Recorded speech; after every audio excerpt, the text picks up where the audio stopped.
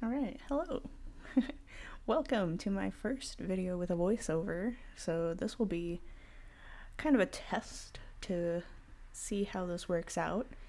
I'm very much in the learning process of the video, so we shall see how that works. And we're also testing out something really cool that has been around and pretty trendy for a little while.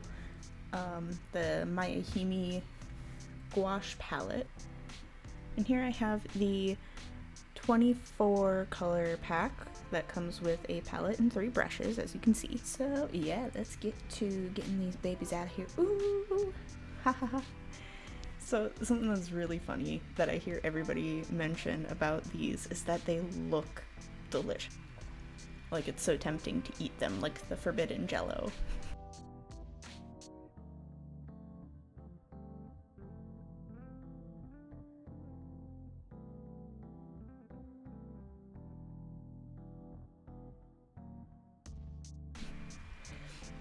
And I have a really cool little fabric covered watercolor sketchbook here. So now let's swatch these colors and see what we think. This is my first time ever using any kind of gouache, and I've seen a lot of people have really good success with this brand, so I thought I would give it a try.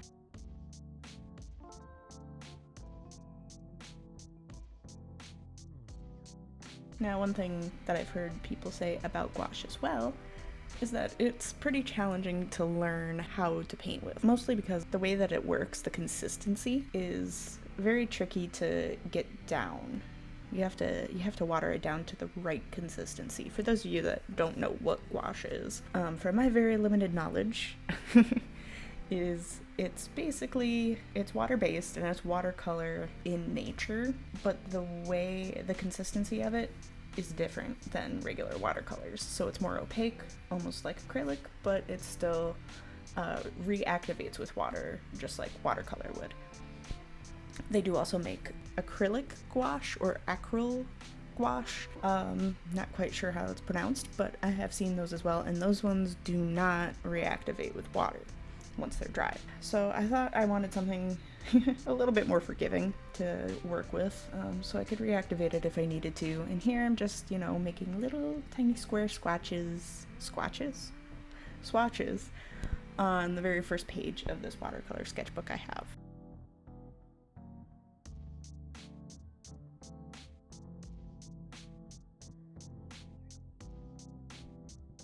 And I'm a little bit chaotic with my swatches because, like, you can see I start out with like really nice little neat squares, and then I was really curious about what it looked like when it was watered down further, so I did like those little stripes. And then after that, I just lose all sense of any sort of order. So kind of like an artwork in and of itself. One thing that I noticed as I'm like first opening these is they're a little bit separated, so they do need to be mixed up right when you first open them. Makes sense that the binder would kind of separate out from the pigment a little bit.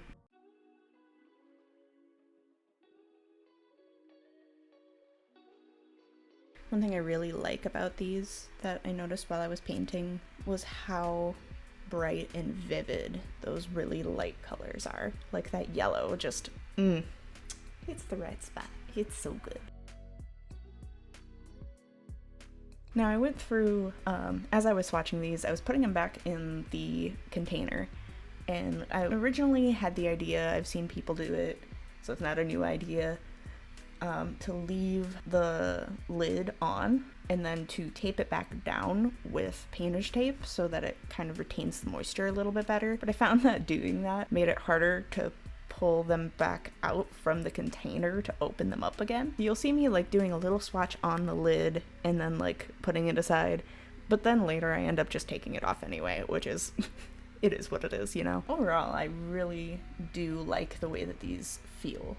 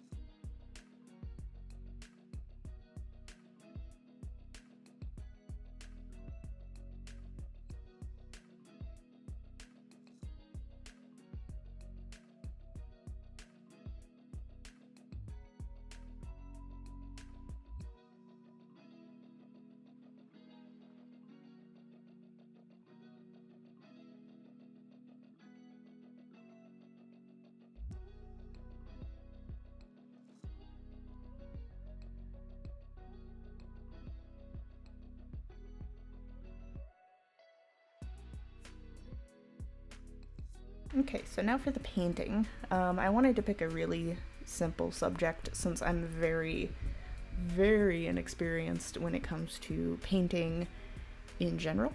I got a little spray bottle of water to keep them moist as I'm working, which I should have sprayed my palette, and I didn't, and it dried up periodically while I was painting, so I would probably, make sure you keep the palette wet too in the future. So all I'm doing here is mixing up a kind of brownish wood color for the background. Back to the subject. The subject that I am painting today is just a couple of strawberries on a simple wooden background. It's like on a wood table, and one of the strawberries is cut open so you can see the inside of it. It's just a picture I got on Pinterest and I saved to a board called Reference Photos, and I will link my Pinterest account down in the description, so if you want to see the photo that I tried to paint from, keyword tried to. Oh, and you know what? I lied. I'm not mixing the background. I am mixing the strawberry color.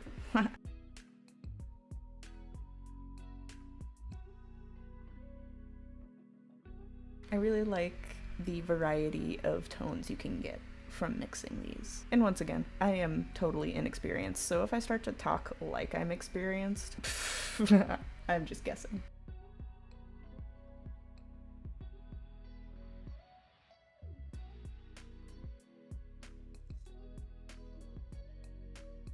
So before we get to the strawberry, I took a Skillshare class about using different patterns to create texture and dimension. And one of the exercises she recommended to use was to paint these little colored blocks and then practice your different brush strokes with a contrasting or complementing color over top of the colored blocks. So see how many different shapes and things you can get from the different brushes. The 3 brushes that came with this set, the flat brush, kind of like a medium-sized round brush, and I don't know if it's quite a liner. Oh, no. So it's a small round brush, whichever one is the rounded flat brush where it's not totally flat. Is that a filbert? And the flat brush. Using those 3 brushes, I got an interesting variety of different brush strokes. I definitely will still need to practice quite a bit. So for this exercise though, I'm trying to use some of the colors that I'm planning to use for the strawberry so that I can get some practice with mixing the right color. I have done quite a bit of research before doing this video also, so I'm hoping that counts for something.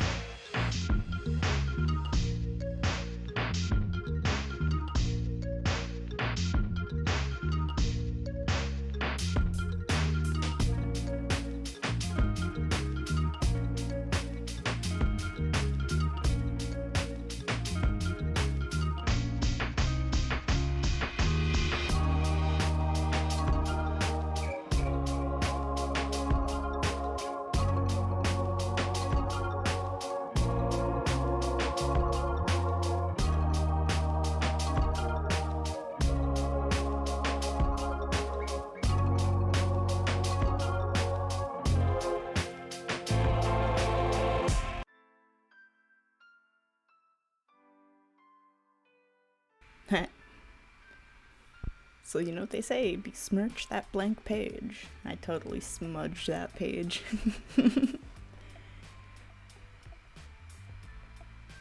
Alright, so now we're getting into the background. So what I'm trying to attempt here is some variation in tone in the planks of the wood to indicate, well, that it's wood. And silly me, in retrospect, I should have done a sketch before this, as well as left some white space for the strawberries so that I didn't have to layer stuff on so thick. But it was a learning experience, right? So that's a couple things that I would do differently here. You can see me watering that down a little bit more, and I get a much smoother consistency out of it. So I'm experimenting with different levels of dilution and how it looks on paper. You can see some of those dry brush effects in there.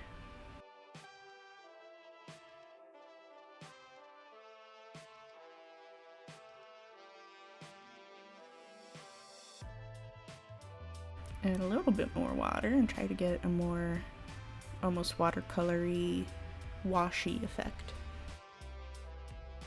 And yeah, and a little red to change the tone.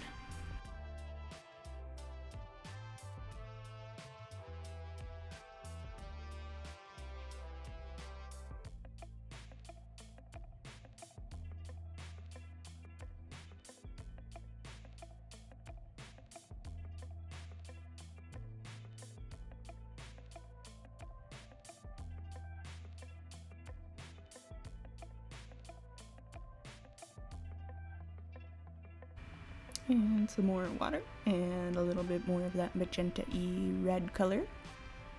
I did really like the way that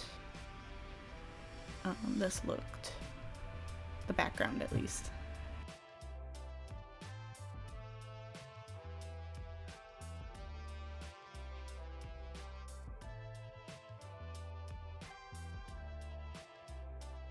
So as I said, I haven't done any gouache painting before in my life, and I've only very seldom done acrylic and a little bit of watercolor here and there. One of my things is that I dabble with a lot of different art mediums, and I really enjoy them all, but rarely do I come across one that resonates with me to the point where I want to become very practiced at it. This one, however, I really do like, and I don't know if I can quite explain what I like about it specifically. Maybe it's something to do with the texture and the consistency, maybe it's the slight challenge of it that kind of tickles my brain the right way.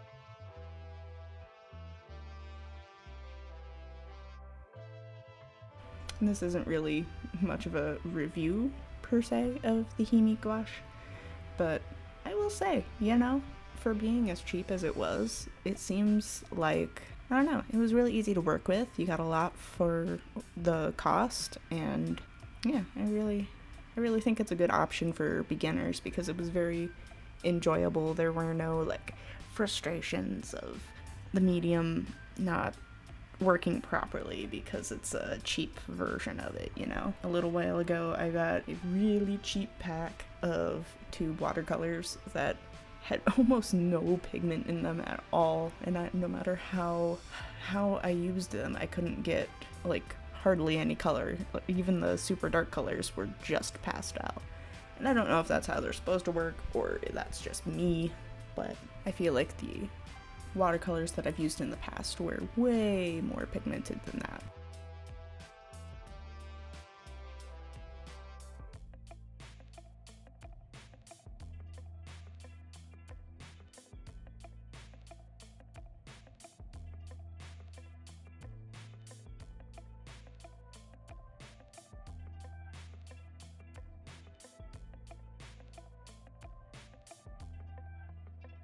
So now, in addition to learning how to use a new medium, basically I just kind of wanted to talk about my goals for why I started this channel and why I decided to do this. Well, since I was really young, I've always enjoyed creating in every facet, no matter what it was. If I got to be creative, that was my jam. As I got a little bit older, well, I went through some life stuff, and I kind of lost my connection with this side of my creativity. And so, number one, I wanted to spend some time reconnecting with it, and I wanted the challenge of the experimentation and the learning process again. I've been a musician for quite a while, going on 11 years here. I started music seriously in high school and kind of stuck with it ever since then.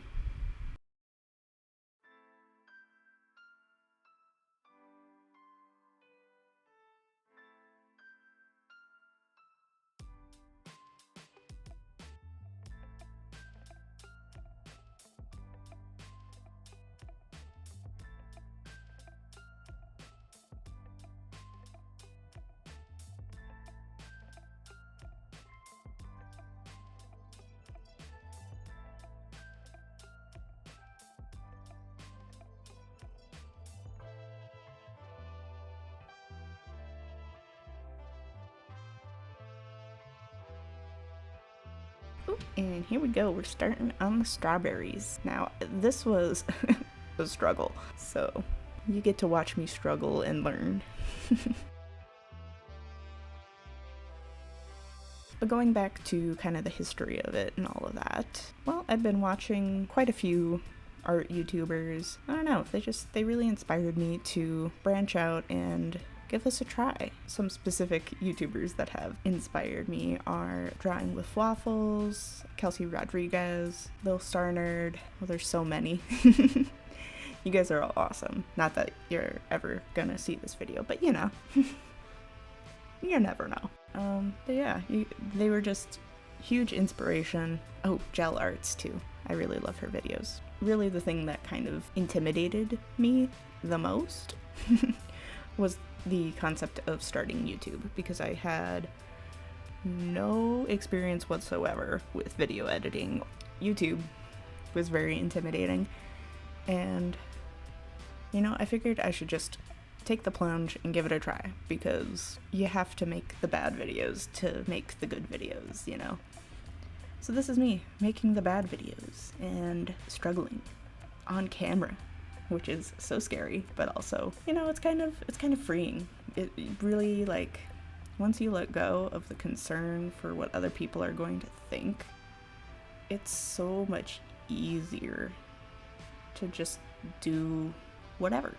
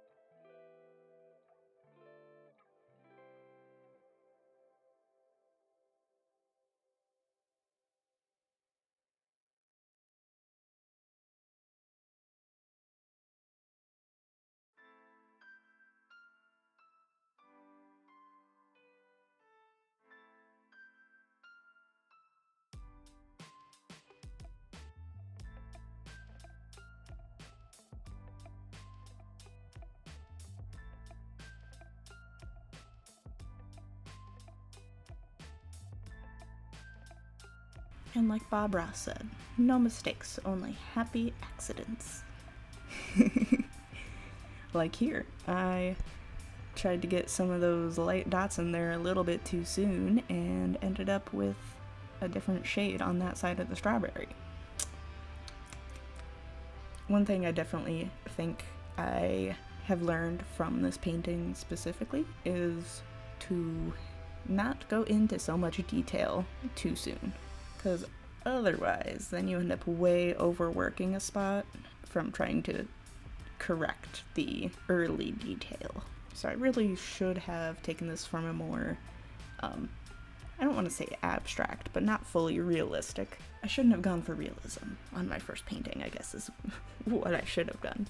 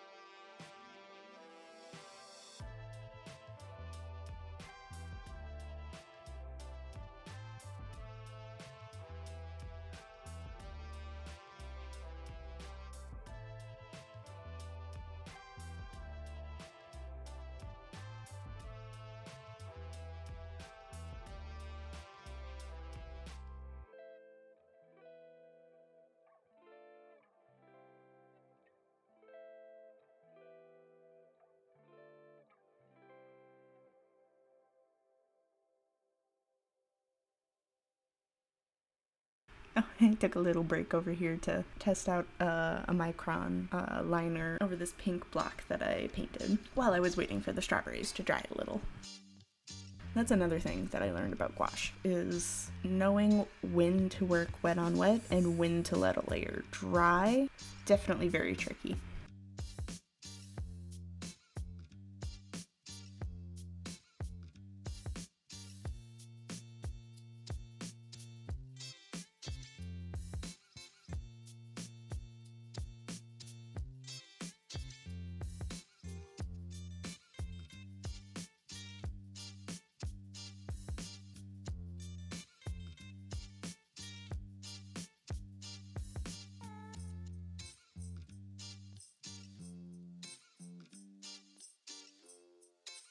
And here's me going in way too much detail way too soon.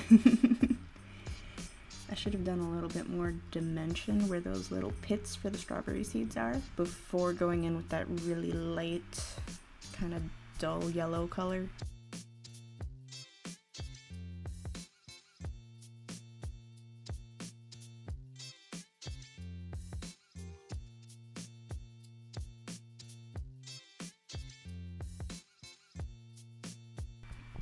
So going back to just talk about more of what I want to do with the channel here. My goals kind of consist of throwing things at the wall and seeing what sticks. I'm planning to not only record my progress and my journey through teaching myself how to paint and draw and do more traditional forms of art, as well as experimenting and playing around with different types of crafts. Kind of like my first video, making that recycled guitar string ring. I've never really made one of those before, and I've seen them all the time, and I had some leftover strings, so I just decided to try it. And it turned out really fun, and the result was really cool.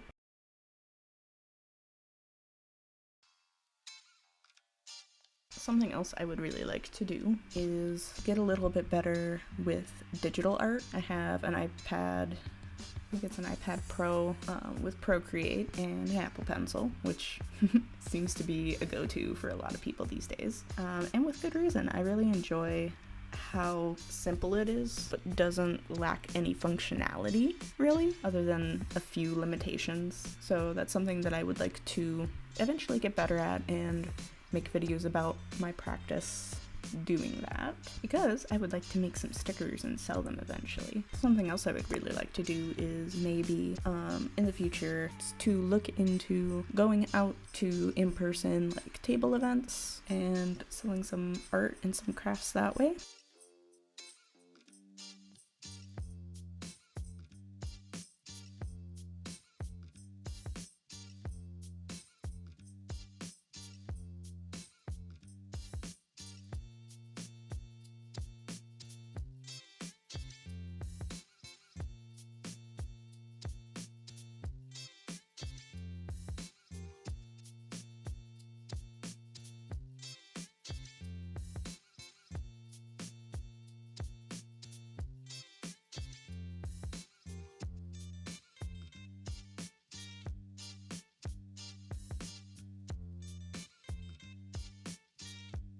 Here we go again with a little bit of way too early detail. Definitely requires some patience, which is good. I need to practice that. I need to do some more of that kind of stuff that forces me to be a little bit more patient.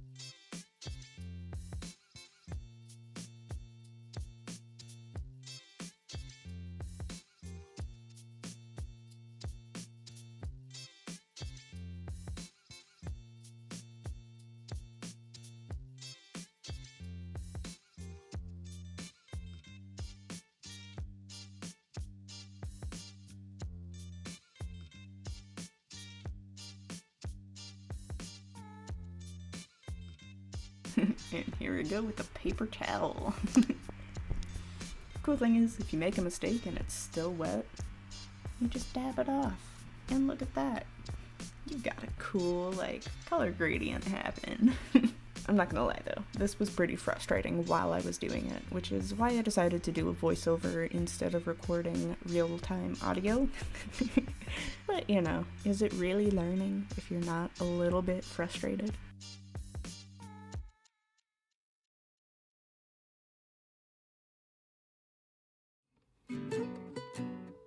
I hope it doesn't bug anybody watching that the colors are mixing in the palette in the little tubes, the tubs. I was too lazy to get up and get my palette knife so I could pull from the little cups onto the palette. I just wanted the palette space for mixing, and I got lazy.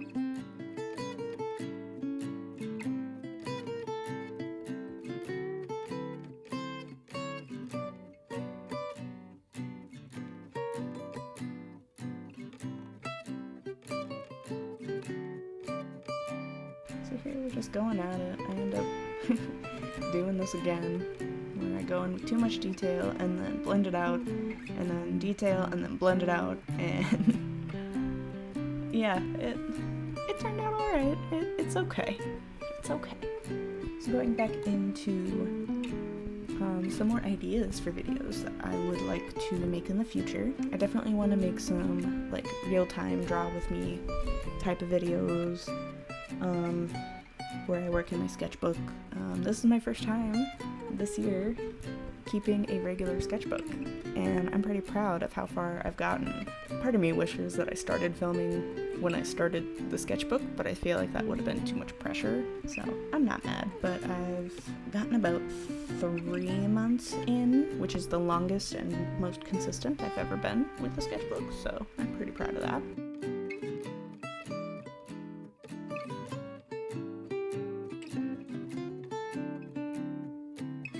And man, I gotta say again, the consistency of these paints is just, it's so nice, and I am not skilled enough to really explain why, but I just love the way the paint feels on my brush and on the paper while I'm working with it.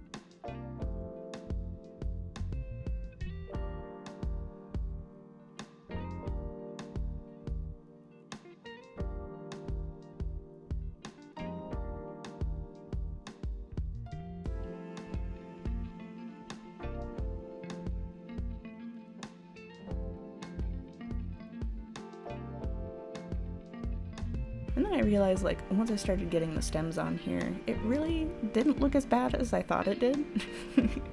I figured that the ugly stage had hopefully, like, mostly passed by the time I got the stems. And it kind of started to actually look like strawberries. I'm like, wow, I did it. But then I realized that, like, the background, I don't know, I should have made either the strawberries bigger or made the scene itself a little bit smaller, like taped off more of the paper. So I went in and added some leaves and little strawberry flower that were not in the reference photo, but I thought they would look cool and fill it out a little bit more. Composition is something that I'm trying to get my head wrapped around a little bit better, but I'm sure it's a work in progress. I used to do some photography back in high school that I would like to get back into doing again, just because I had so much fun doing it. But I did learn a little bit, like, you know, the rule of thirds and standard photography. I don't know, what would you call them? Rules? Not necessarily rules per se, but guidelines, techniques.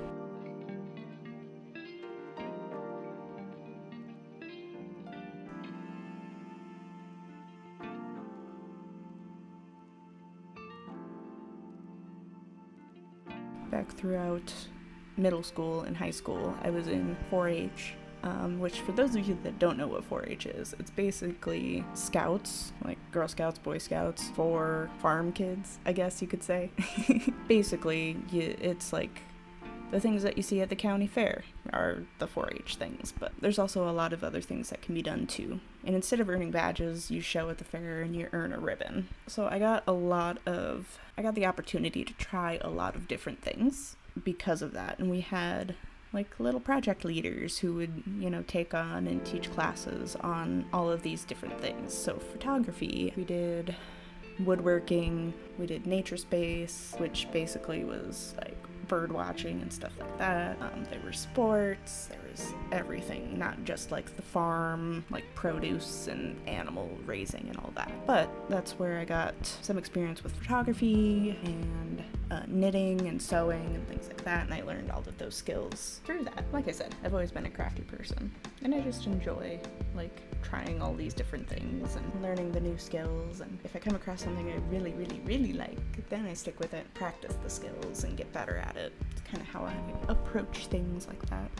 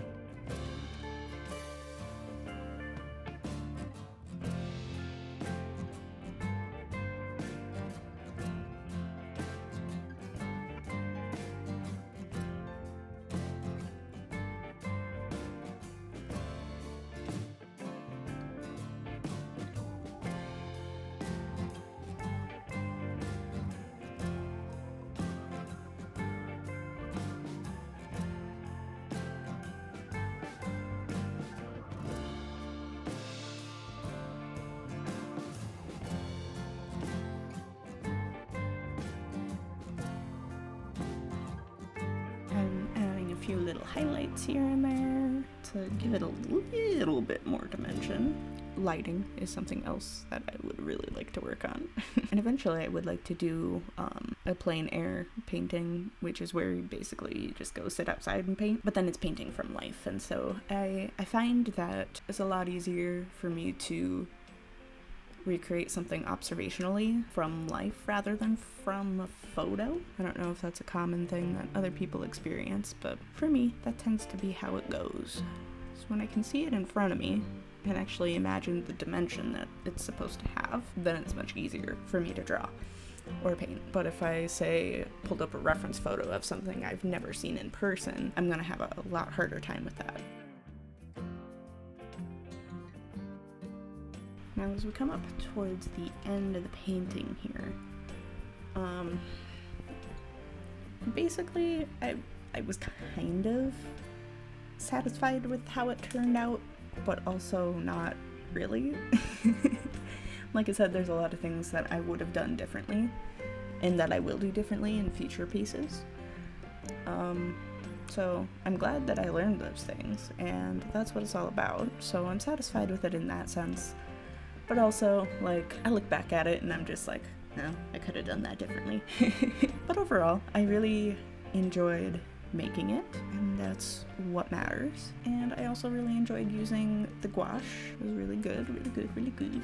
And honestly, I wish I had gotten these paints and tried this sooner, because it was really fun. It was really fun, and I love the texture of the paint once it's dried. It's got almost like a chalky finish to it that's totally matte, and it's so satisfying. It looks very clean even when it's a messy painting. Like, if it's really rough around the edges, it still looks well done, you know?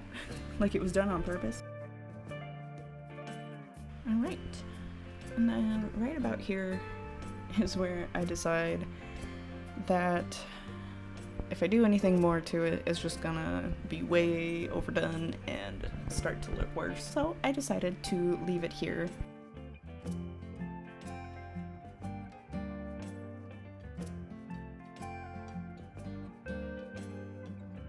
And ooh yes, the lovely peeling of the tape and my messy signature that I really needed a thinner brush for. But I ended up signing it a little bit better later with a pen in the white space. But yes, killing the tape, getting those nice crisp lines that are uneven. So sorry if that bothers you.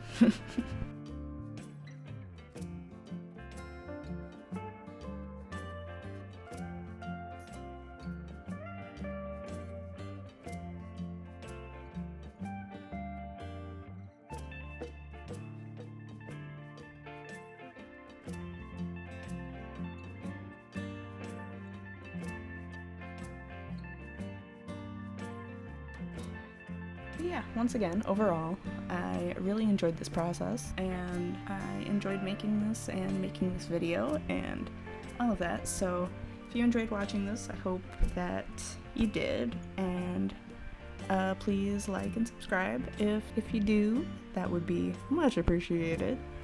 Thanks so much for watching. Bye.